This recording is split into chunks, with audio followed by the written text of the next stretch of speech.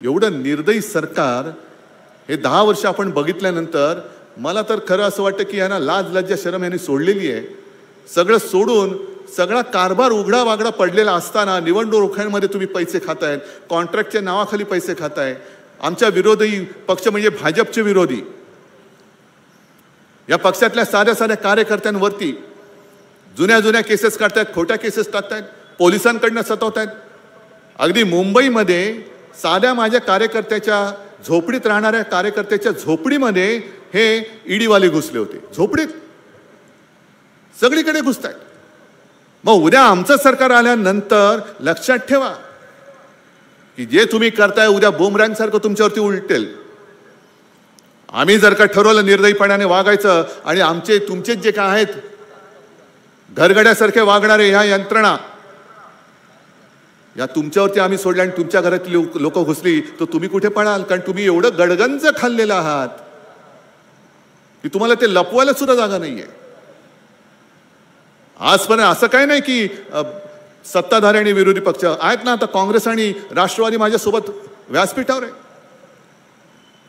शिवसेना प्रमुख आणि आदरणीय पवार साहेब यांचं नातं तुम्हाला सगळ्यांना माहिती, त्यांची मैत्री सुद्धा होती आणि अगदी व्यासपीठावरती राजकीय भूमिका त्यांच्या कडाक्याच्या म्हणजे जणू टोकाच्या भूमिका होत्या, एकमेकावरती टीका जरूर करायची।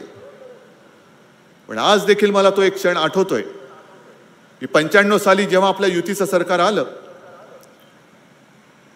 मनोहर जोशी मुख्यमंत्री होते, गोपीनाथ मुंडे हे उपमुख्यमंत्री होते आणि शिवसेना प्रमुखांसमोर ते बसले असताना मी तिकडे होतो, बसलो होतो। माझ्या समोर शिवसेना प्रमुखांनी दोघांना सांगितलं की पंत, ते मनोहर जोशींना पंत म्हणायचे की पंत तुम्ही मुख्यमंत्री आहात, गोपीनाथ तू उपमुख्यमंत्री आहेस, गृहमंत्री आहेस। आता लक्षात ठेवा आपण सत्ताधारी आहोत। काँग्रेसची लोक, राष्ट्रवादीची लोक हे रस्त्यावरती येतील, आपल्या समोर आपल्या विरुद्ध आंदोलन करतील, पण आंदोलन केलं तरी एक सुद्धा पोलिसाची लाठी त्यांच्यावरती उगारायची नाही। तुम्ही लाठीमार, बेछूट लाठीमार कराल, कोणाचे हातपाय मोडतील, डोके फुटतील, ते असतील काँग्रेसचे असतील, राष्ट्रवादीचे असतील, पण लक्षात ठेवा ते माझ्या महाराष्ट्राची ती मुलं आहेत, त्यांचा केस सुद्धा वाकडा होता कामा नये। याला म्हणतात एक दिलदारी आणि याला म्हणतात एक राज्यकर्ता। आज सुद्धा जे काही जातीपातीमध्ये द्वेष भडकवून धर्मामध्ये आगी लावण्याचं काम चाललंय, जातीपातीमध्ये आग लावण्याचं काम चाललेलं आहे।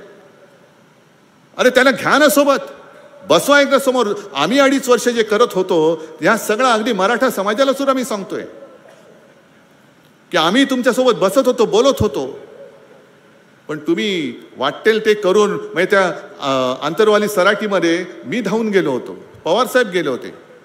काय संबंध होता आमचा? कोण लागतात जरांगे पाटील आमचं?